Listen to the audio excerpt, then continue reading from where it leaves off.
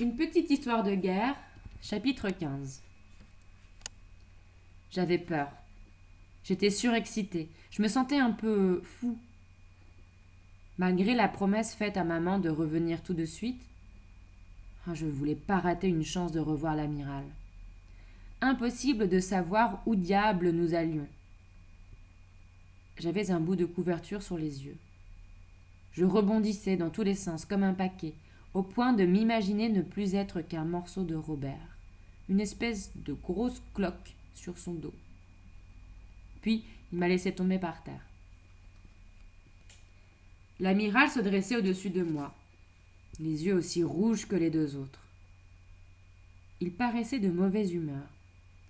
Il avait des petits bouts de paille dans les sourcils. Ses belles ondulations avaient disparu.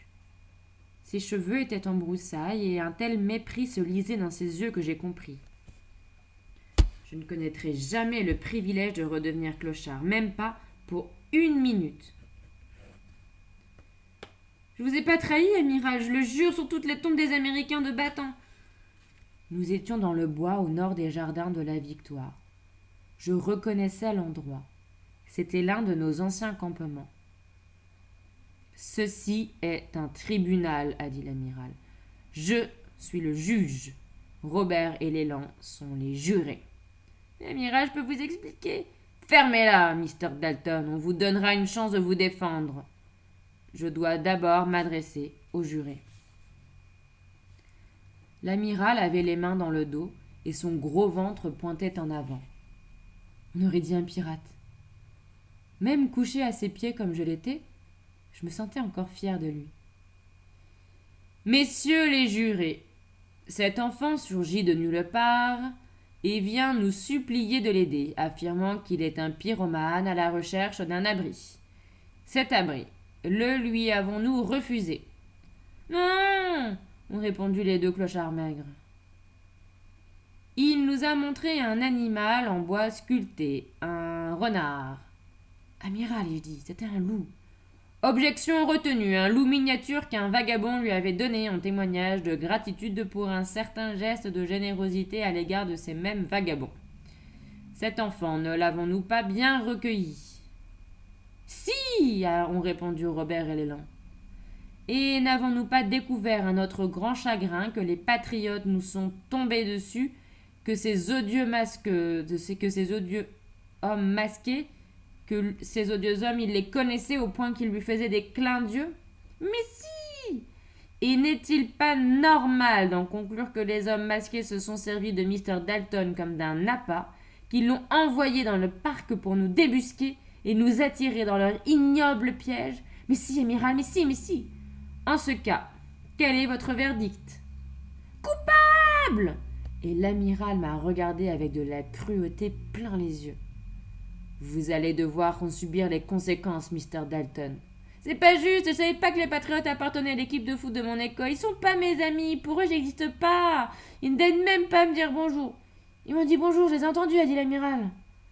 C'est parce que Mr. Fink leur avait promis une récompense, il m'a attrapé. Qui est Mr. Fink?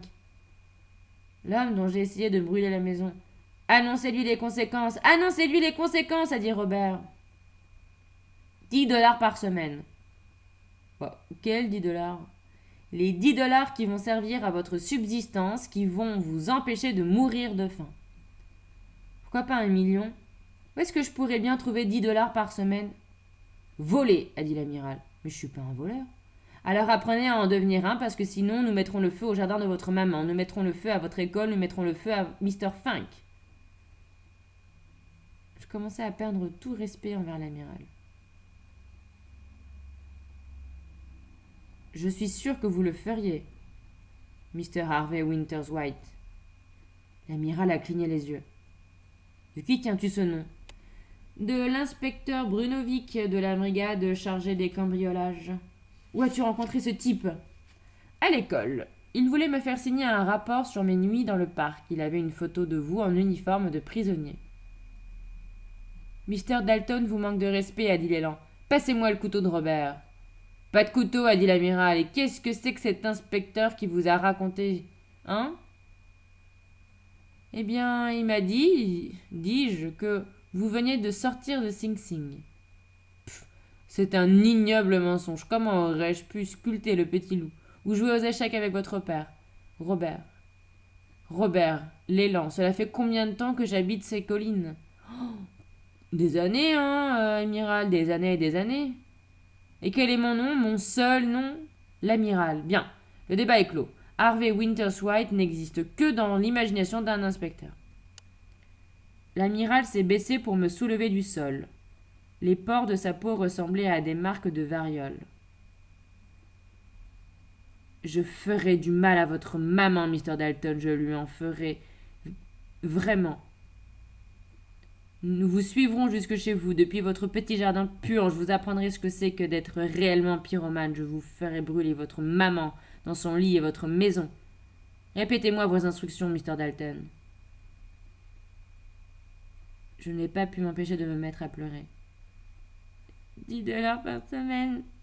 Chaque dimanche, vous sortirez des jardins et franchirez la grille du parc.